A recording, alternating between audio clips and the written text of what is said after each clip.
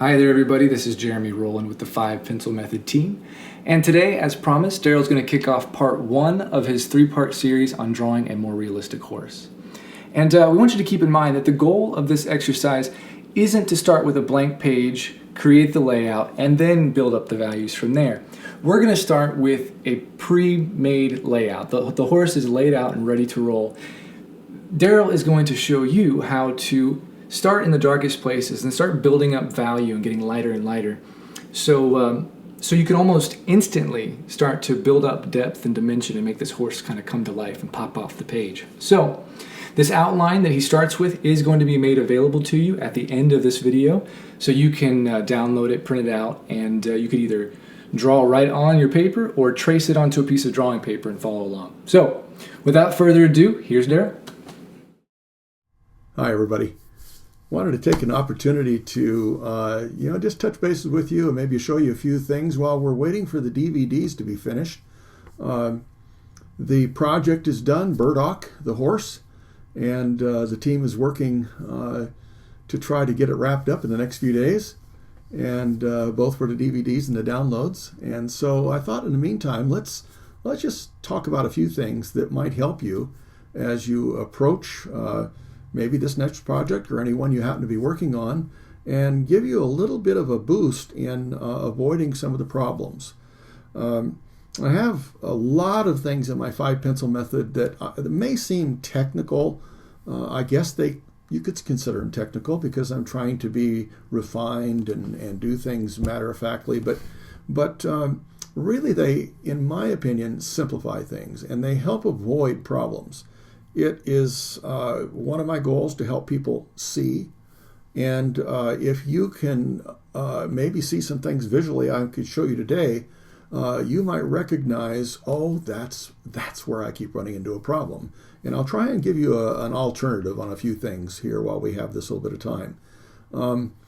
One of the things is that as you're working on a picture like this, Burdock the horse in this case, you could choose any layout method you want to. I try to continue teaching my straight edge and divider method because I think it has so many different learning possibilities for other things that you may not realize.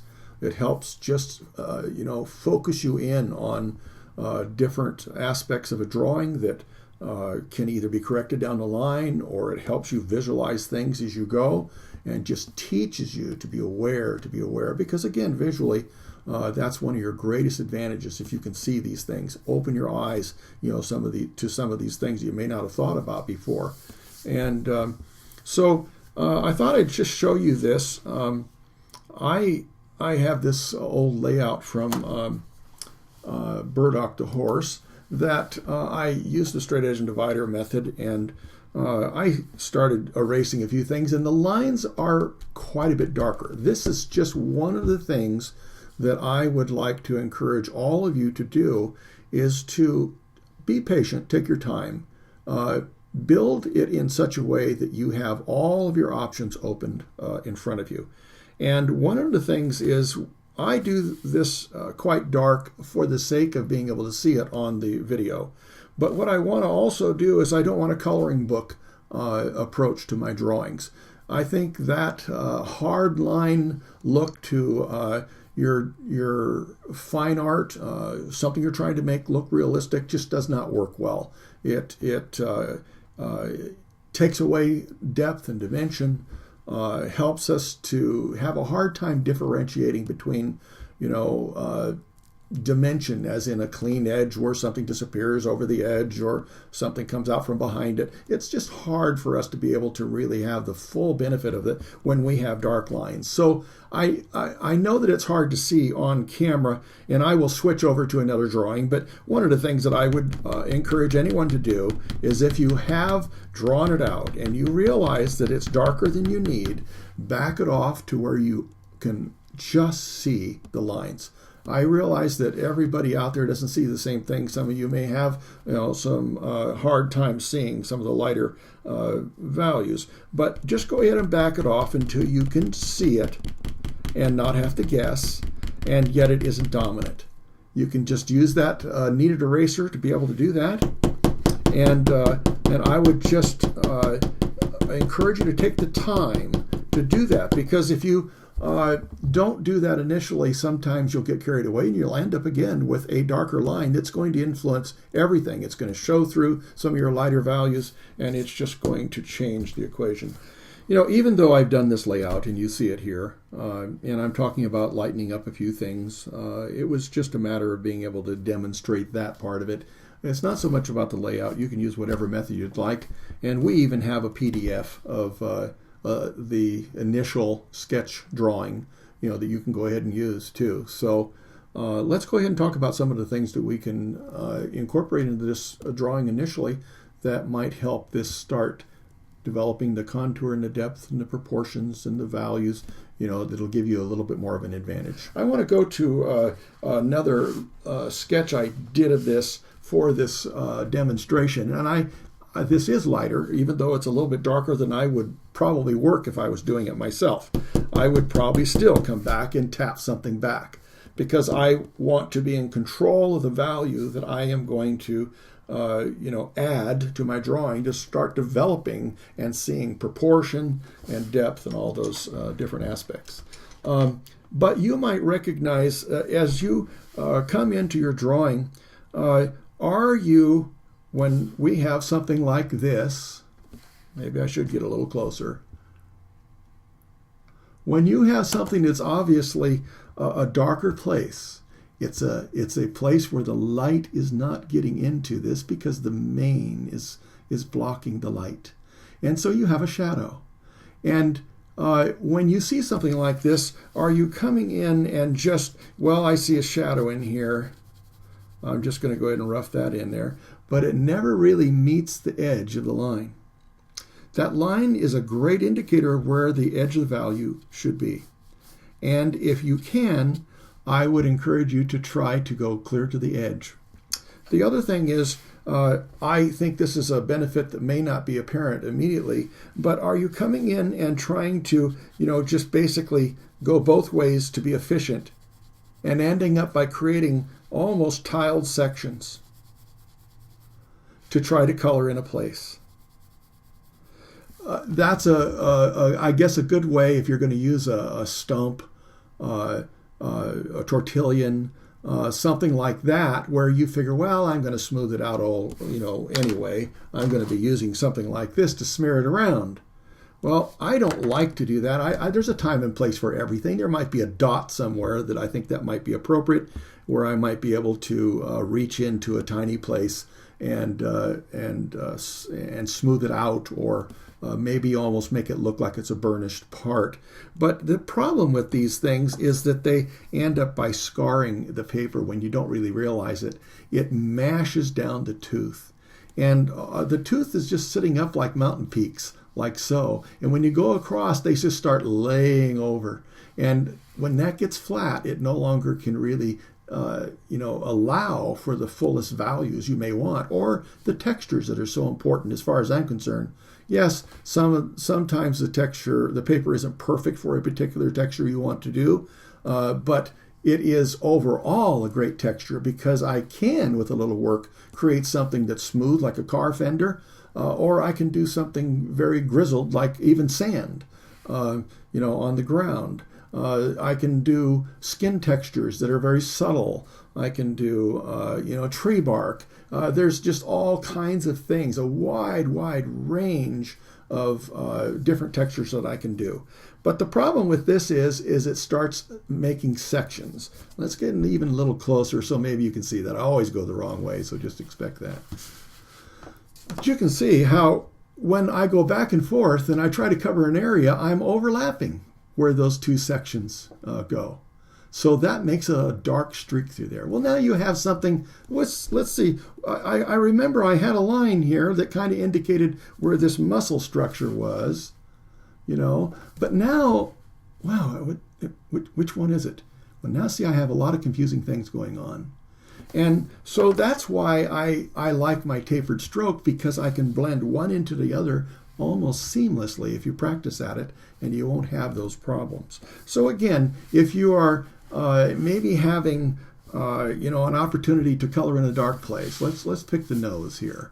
And you don't get out to an edge like this. It's going over and into the nose. So I realize there's some variegations and there's some contour in here, but I want to know where the edge of that opening of the nostril is. So if I just color this in here and I don't get all the way up, well, I'm going to really start taking away my opportunity for full dimension. So I want to be able to come up here where I know it is a place that's disappearing underneath that edge of the nostril, that flared part of the nostril, and I want to be able to really go to the edge and make sure that I know that's a place that is a fully different dimension.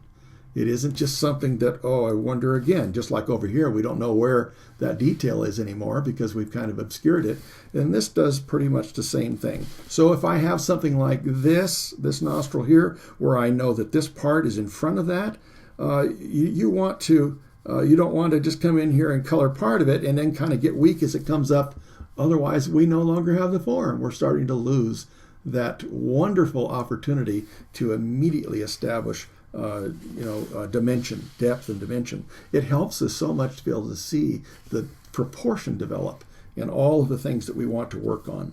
So then let's see, what else could we do? I think that value is extremely important. So what I do is I like to work on something that is the darkest things first. And I might even print out something that's very, very, very light. You can do it on a copy machine or maybe on your printer. You can just go to the lightest value. You just watch and see that you can still see some of the elements.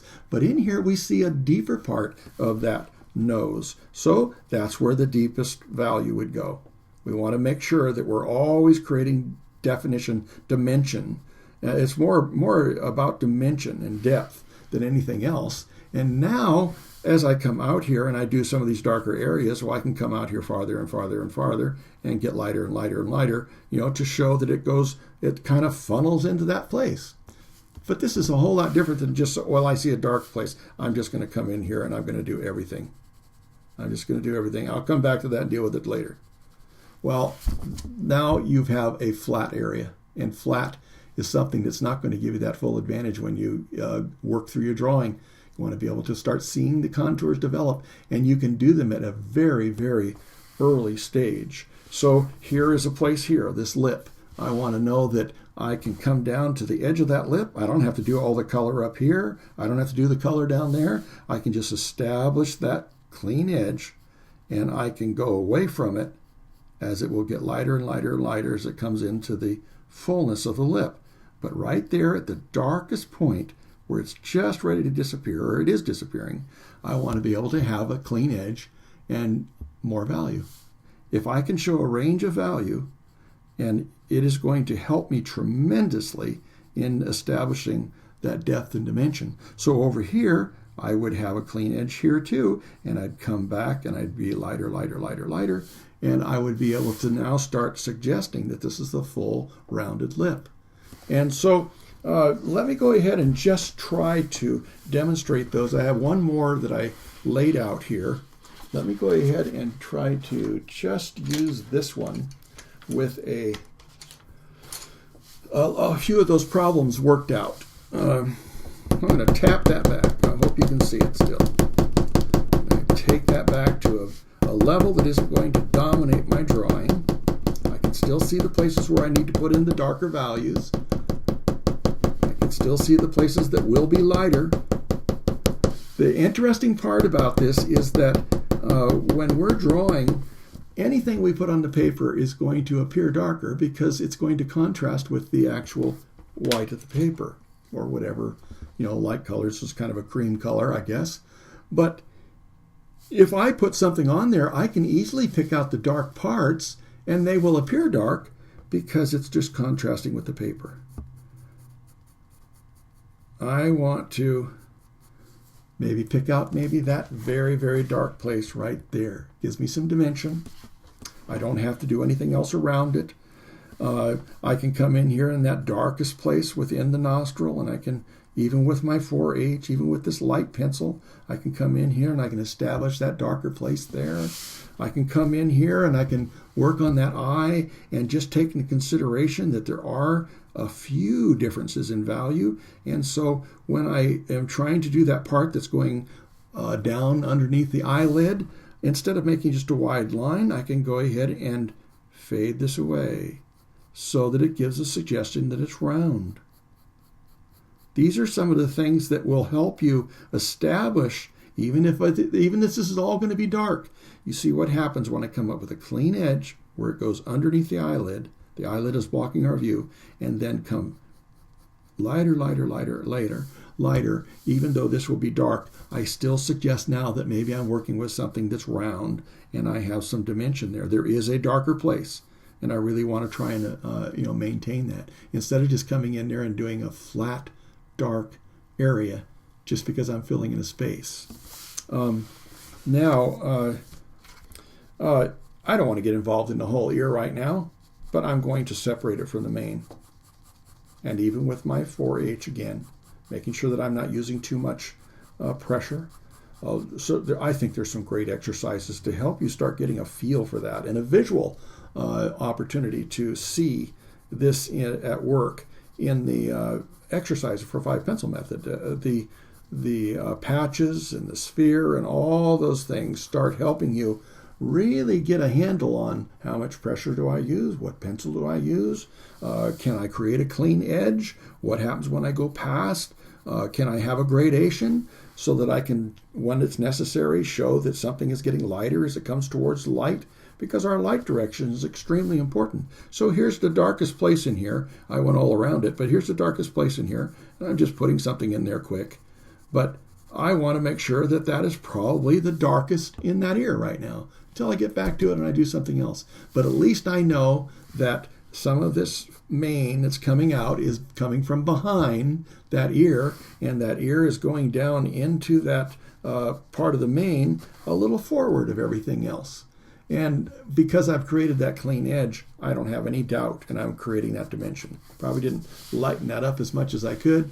Over here, another reason that you want to be able to not use too much pressure, you want to use the appropriate pencil. And I'm finding that for demonstration, I end up by going a little darker than I would. But this is my 4H, and I'm going to come in here creating a base, not scoring. And one of the ways I can keep from doing that too is that I'm not holding my pencil like this. Many people don't really think about it, and they just say, well, I'm going to use 5 pencils. I'm using the 5-pencil method. But one of the very important aspects of the 5-pencil method is only using so much pressure. And one of the ways that you can do that is to back off. You find this point on your pencil where you can use this compass stroke. And it's explained in the 5-pencil method, where everything is basically pivoting here, and you have tremendous control, because it's now very accurate. I can put one line over the top of another over and over and over again. So I have that kind of accuracy, and yet it has this wonderful sweeping stroke that gives me a flow and grace that makes it seem like it's just natural, like that. And so I can keep coming over that. Pretty accurate. And I don't have to worry about holding my hand up and trying to repeat that place, because my hand is not firmly down on the table and doesn't have that mechanical form to my stroke. So if I don't do this, I'm more able to get this off because I'm gliding onto the surface of my paper. So you can see when I want to make a mistake, I want to correct a mistake, modify my drawing because I don't see everything exactly right the first time. Maybe you realize you didn't draw something the way it should be. Then I can take it off and I can do something about it, instead of being committed by my initial strokes early on with some of those darker ones, or even my point facing pointing towards the paper. That point is more apt to score your paper and damage it. Some of you may run into damage well into your drawing, and then you can't put any more value on it, you can't draw any more on it, and it's just ruined in your mind.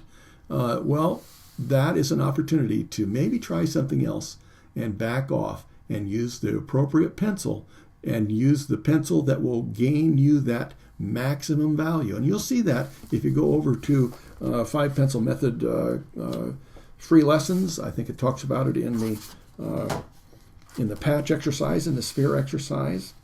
And so when I see a few places like this, I also want to always pay attention. Where's the darkest place? Where's the least light? Way down underneath everything. So I can come over here and I can just do that darkest place. And now I know that that's where there's least light. I don't have to get involved in all the other ones yet, because it's wonderful to put one piece of the puzzle in instead of being overwhelmed with everything. This starts clarifying it. And I start seeing more and more and more things that are falling into place now. And when I do want to add something, it is much easier to add it when I see the places in the puzzle that just don't have a piece in them yet.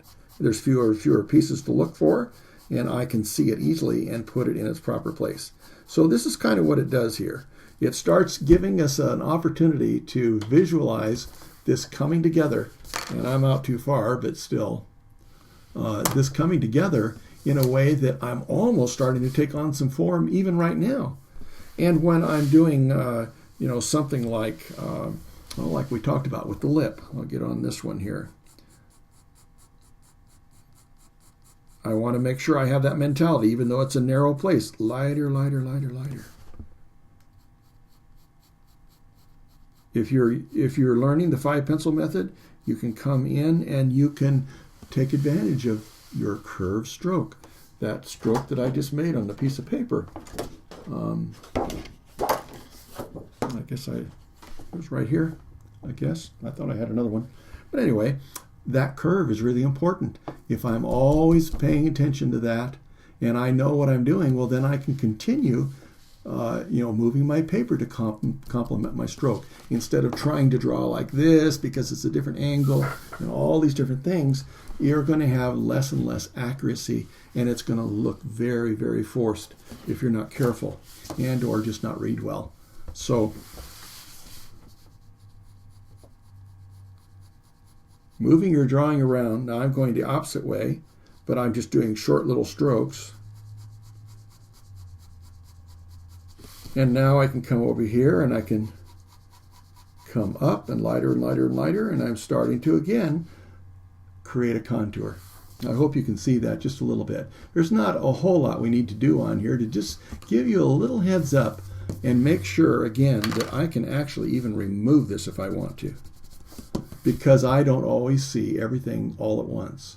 And if you're stuck and you saw that this was dark and you end up by making it a little darker, or you press too hard, or using the point of your pencil, it's very difficult to change the contour of that lip if it happened to be wrong. So I'm going to put this around here so I can get my best stroke. And because of the tapered stroke, I'm going one direction all the time. And that, there's an exception to that once in a great while when I'm trying to create a texture that is a little different. But for the most part, the learning how to do this tapered stroke is really great because it will help you repair things.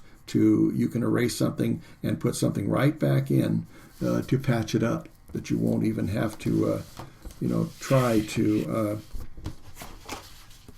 you won't have to just hope that it doesn't show, because after a while, sometimes when you keep making corrections, all those corrections show on your drawing. So even with something like this, I would just imagine, where would it be the least light? So I might make the top darker, just so I don't end up with one place that is actually, flat, because everything that's the same color is flat. So we can come over here, we can do a nice clean edge, and I can come out lighter, lighter, lighter, making sure that I don't leave just an outline there at the beginning. And I can get lighter and lighter and lighter, and I can come back in later with a different pencil and increase the value there.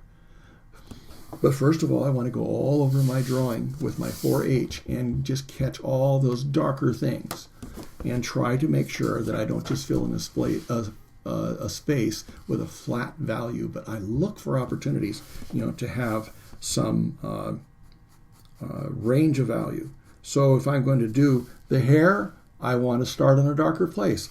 I don't probably want to start here, because what happens when you start in a place that isn't the darkest, you end up by drawing attention to that.